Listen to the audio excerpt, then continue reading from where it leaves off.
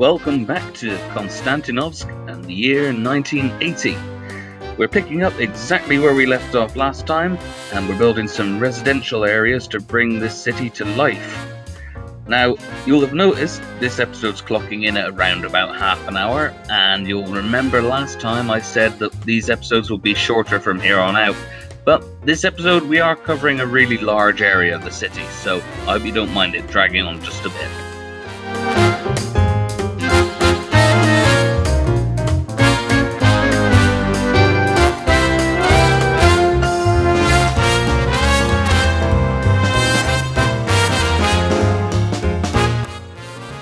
So let's have a quick look at the real-life counterpart in Kaliningrad of the first area that we're going to be building in today.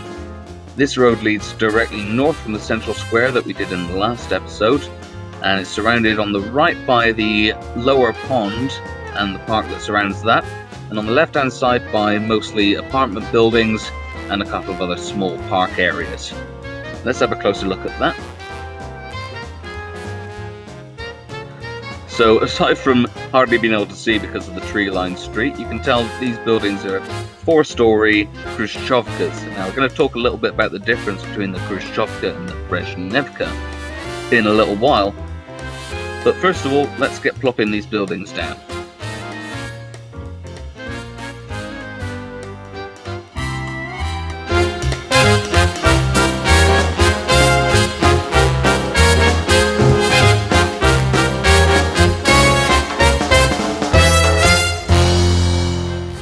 For this section, I'm going to fire up Do Not Eat's old projector and talk about Khrushchevkas and Brezhnevkas. First up, we've got Nikita Khrushchev. He was the Soviet premier from 1953 to 64.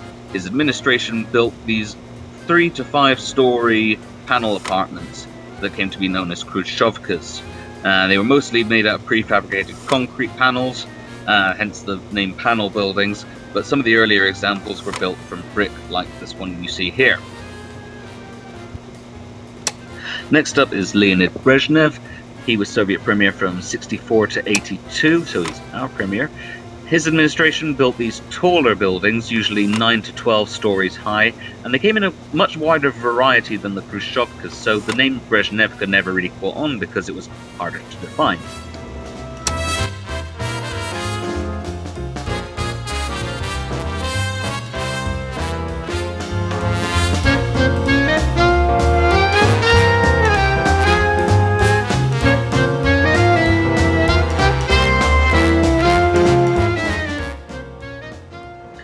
I'm just coming out of the time-lapse for a moment because this is our first visitor to Konstantinovsk.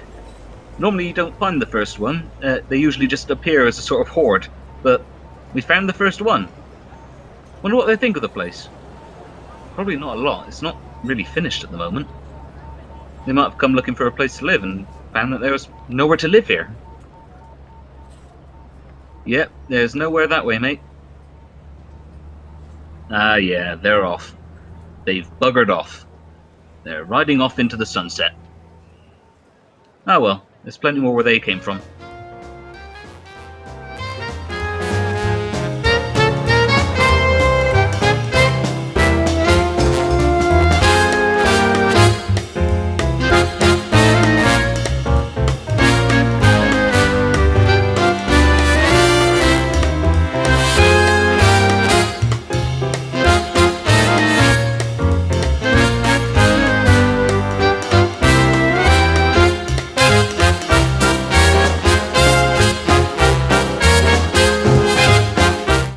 Long before Soviet times, the city of Königsberg was home to the Enlightenment philosopher Immanuel Kant.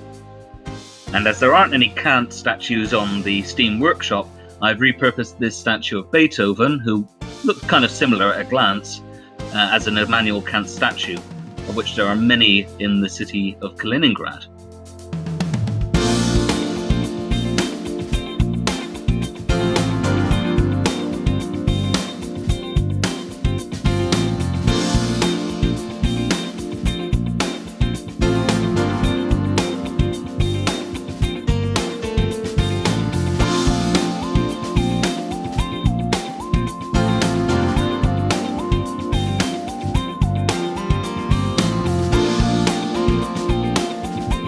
Let's take another look at Google Maps, because most of the work we're going to be doing today is going to be on the eastern end of the central square. We're going to get that roundabout up there and start detailing the park areas and, of course, most importantly, the big Brezhnevkas that you see right ahead of you there. And there's a commercial building at the base of it there with the curved roofs, and I really want to get that detail in there. We're going to come back to that at a later point in the video, because as you'll see, I tend not to work in the most linear way. I tend to get the shape down first, and then the details as I come back around to them afterwards.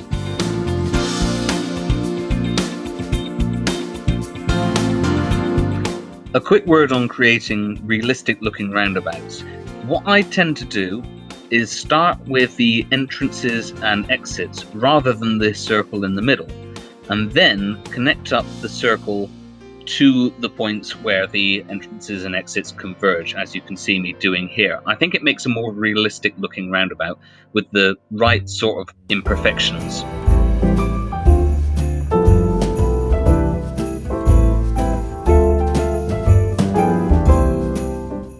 So we're putting down our first Brezhnevkas here.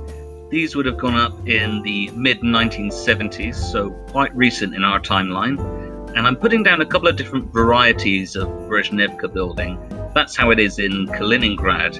And you do find that in Soviet city centers, there's less uniformity than you find in the micro-districts, especially in a city like this one, which is grafted onto the remains of an existing city. And I'll talk a bit more later on about how that creates this patchwork of architecture. But as you can see already, one of the effects of that is these buildings aren't in the sort of 90-degree formation that you normally see in micro-districts. These follow the road a little bit more and almost have a sort of curve to them. But nonetheless, uniformity in housing was still a real thing in the Brezhnev era, to the point that it became a sort of running joke in the 1970s. And there was a popular comedy film made in 1976 called The Irony of Fate, and the entire premise of the film is based around the identikit nature of housing in the Brezhnev era, leading to all sorts of hilarious misunderstandings. In fact, the entire film is on YouTube, so I'll pop a link to that in the description in case you find yourself with a spare evening.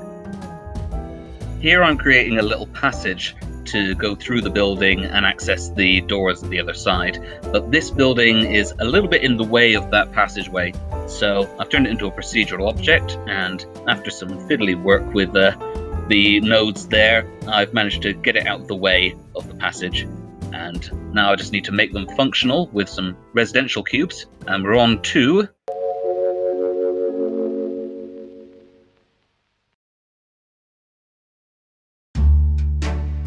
just a quick aside to note that I've popped a couple of billboards on the House of the Soviets there, and I guess that's because I'm setting this in around May, so sort of between the May Day and Victory Day parades, so there'll be some decorations up around that time. And here I'm just placing down a Soviet gas station, a benzene. It's a really good asset you can find on the workshop, and I'm glad it's there because it means I don't have to place down any modern looking ones, which would be ever so slightly out of place in this setting. This whole area is going to get quite a big facelift later on in the video. And here I'm just placing down procedural object versions of the same concrete building that I used at the base of one of the buildings on the central square as a kind of shopping row, which again will get a bit more detail later on.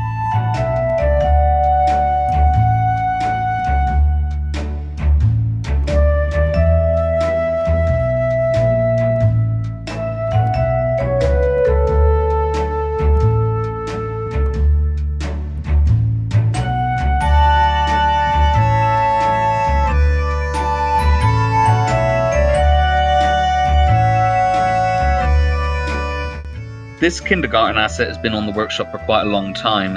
It looks kind of like a space invader from the top, and you'll see that shape from aerial views of Google Maps all over Kaliningrad. But as it's quite an old asset, as many of them do, it comes with a lot of vanilla trees attached normally, so what you can do about that is either use the Prop It Up mod or the Remove Vanilla Trees mod, and that should solve all your problems with that.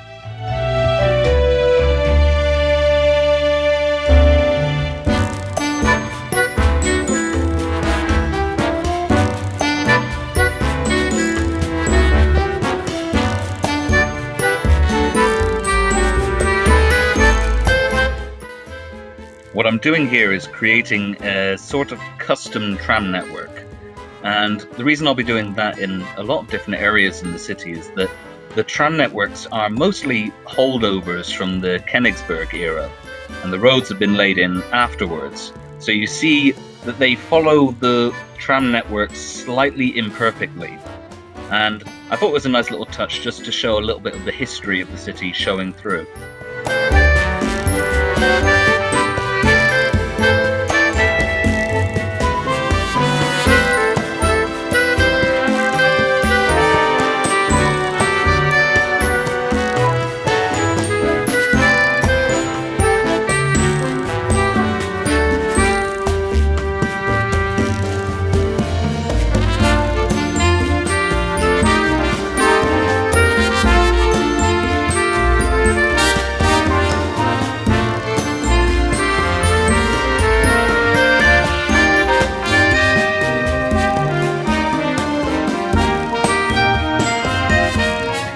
Now you might notice at some point here that some of the footage is a little bit out of order, so these trees are about to disappear now, and we're going to get to detailing the entrance to the lower pond, the Nizhny Prud.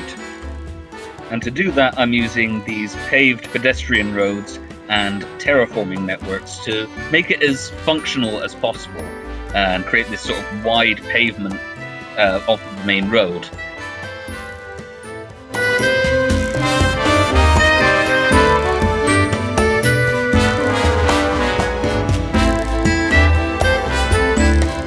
When you put two ground-conforming networks of different heights too close to each other, you'll always get those jaggedy shadows at the edges. So times like that are when pavement networks like this are an absolute godsend.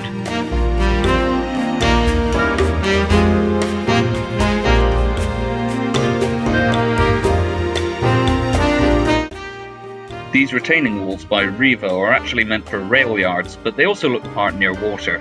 The highly detailed wear and tear on them are a pretty good lookalike for rising damp as well.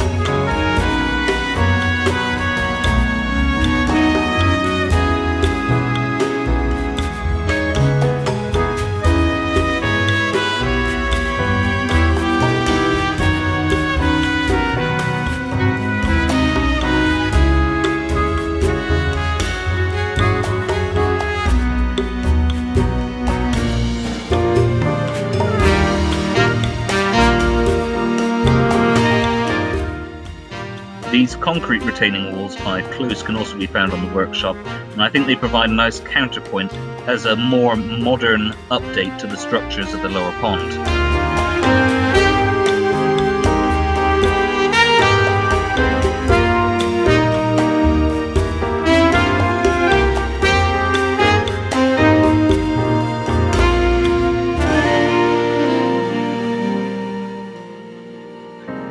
So that's a few of the local amenities covered. At this point, the structures that surround the central square are starting to take shape. So all that remains is to do a little bit more foliage and add in some customized parking spaces to the central square, which I've used just these little dash decals as you can see here. And and that's a style of parking space that you would see more often in the Soviet Union. Anyway, time to move on.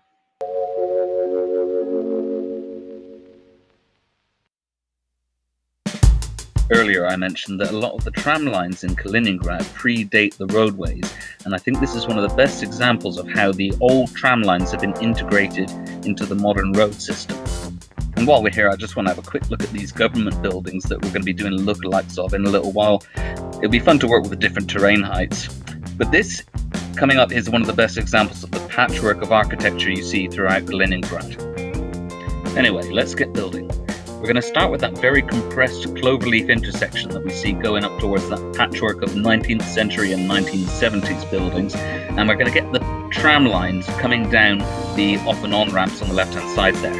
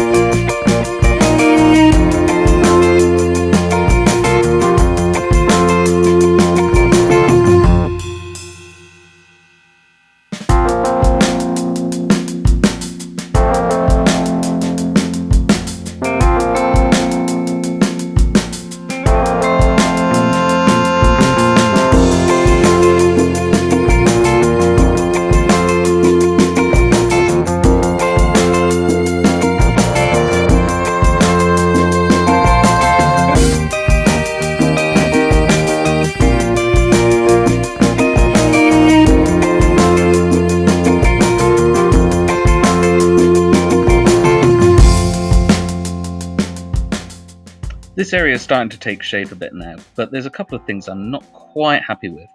In the end, you should never be too afraid to just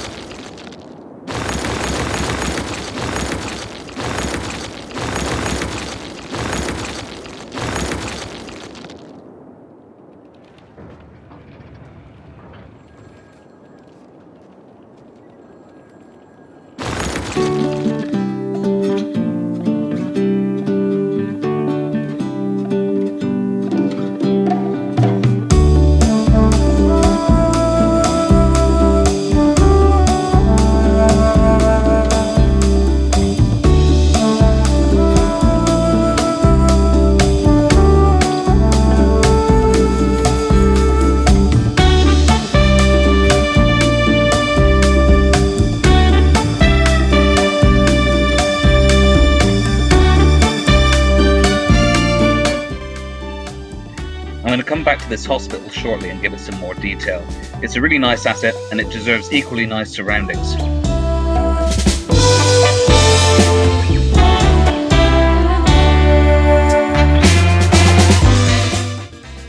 I think this is around when I started to realise that I've made this map ever so slightly too large, but it's not too much of a problem. You can always use procedural objects to get around and things like that.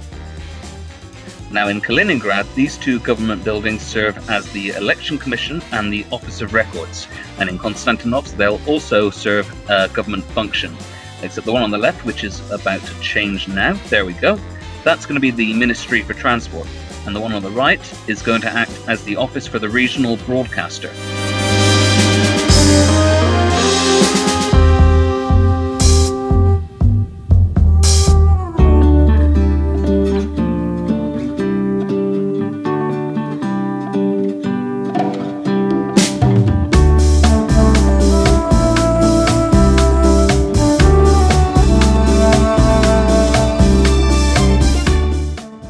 Working with different terrain heights like this can be pretty intimidating to get started with and pretty fiddly once you get going.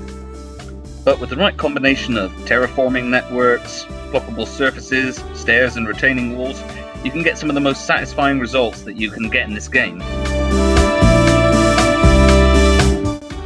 Now what I'm doing with these paths that are sticking out all over the place here is I'm basically creating more nodes so that I can control the different elevations that that path needs to go on.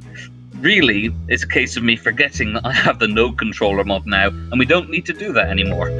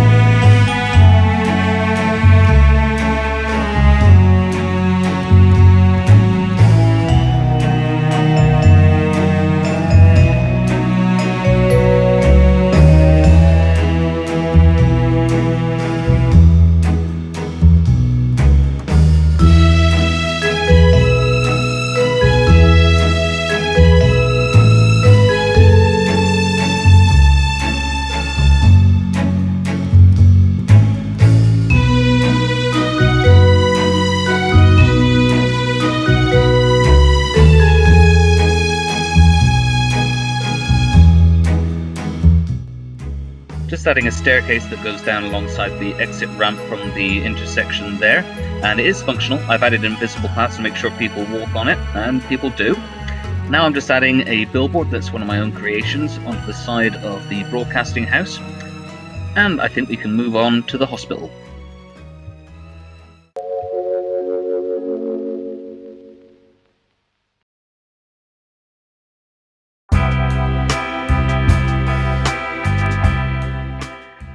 In real-life Kaliningrad, there is no hospital on this spot. It's an office building.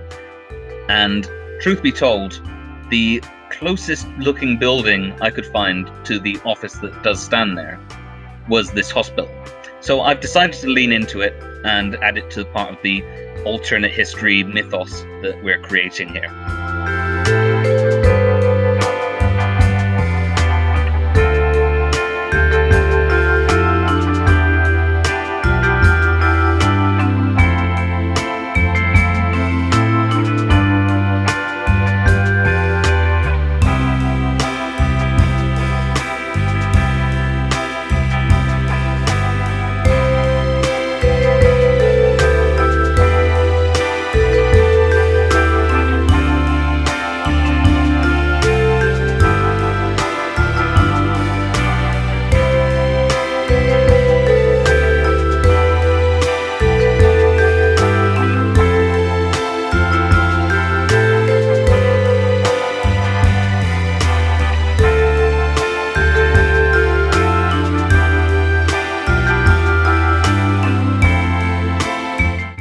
One question I always forget to ask myself when I'm building in Cities Skylines is, where are they going to put their rubbish?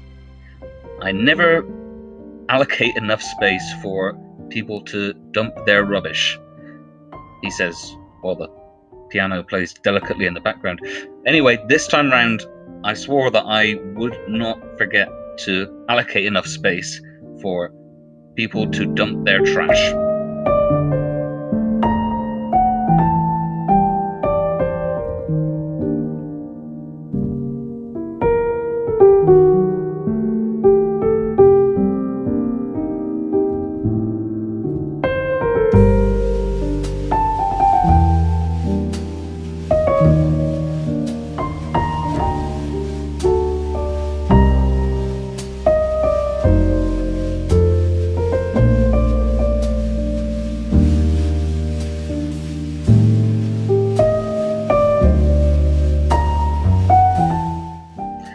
Here I thought I would do a little garden for the medical staff in the hospital to take their breaks in.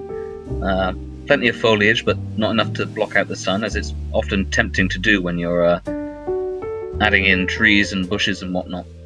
A nice little tennis table there, and a little place to sit, have a coffee, take a break, smell the trash over the wall. And I thought it was a bit of a nose to try and make it functional, so I've just added in a few sitting people props there.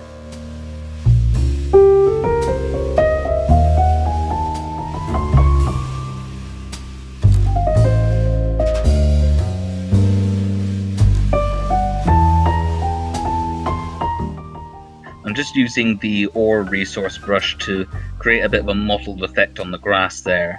And speaking of which, I should probably mention the map theme I'm using is Stray Cats Homecoming by Rafa on the workshop. It's got some really nice textures on it, especially with the cracked pavement decals and everything all kind of baked into the theme. Speaking of details, it's time we finish this up.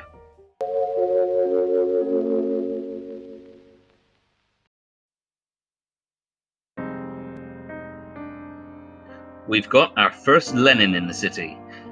But as you can see, I'm using procedural objects to modify him slightly. We're not taking the whole statue, we just want the head. So it looks more like a Lenin bust, which sadly there's not any of in the workshop, so you have to kind of make do and mend with these sort of things. And I'm going to place him in front of this research building that you see behind him. I haven't shown that in this episode. That's a little bit of a spoiler for the future. Either way, this won't be the last Lenin statue that we put down in Konstantinovsk.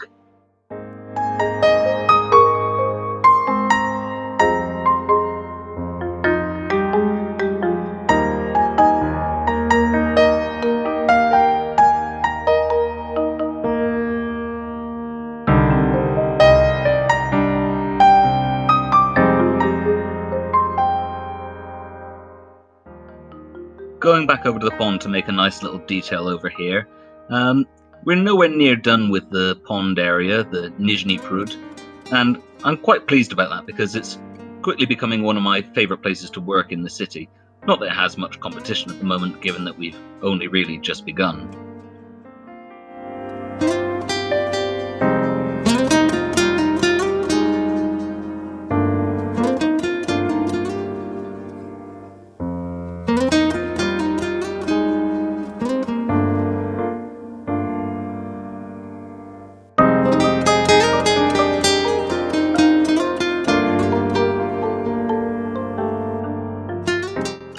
Now we're coming to my favourite build of the whole lot. So remember earlier on I mentioned that I wanted to get the curved roof buildings at the front of these Brezhnevkas here. So what I've done is I've turned this asset, which is the Gubernsky Park gate on the workshop, and turned it into a procedural object, widened it, and then added these small Polish shops in sequence to create these sort of shop fronts within the arches.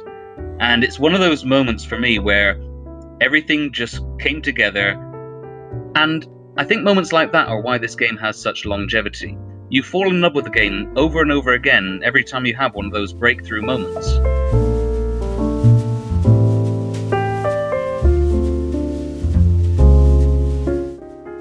So now we're just plopping some auto garages next to the gas station that we put down way back in this episode, as if to demonstrate how non-linearly I like to work in this game. And as we've come full circle, I think that will bring us nicely to a conclusion.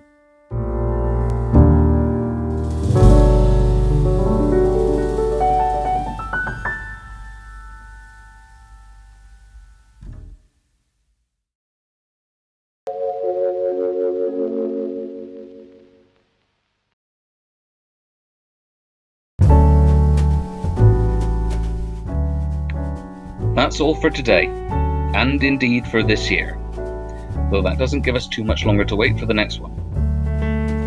I seem to be gravitating towards a Sunday-Monday release schedule, so I'll aim to have the next one out by the 4th of January. But until then, Merry Christmas, Happy New Year, take good care of each other, and see you in the next one.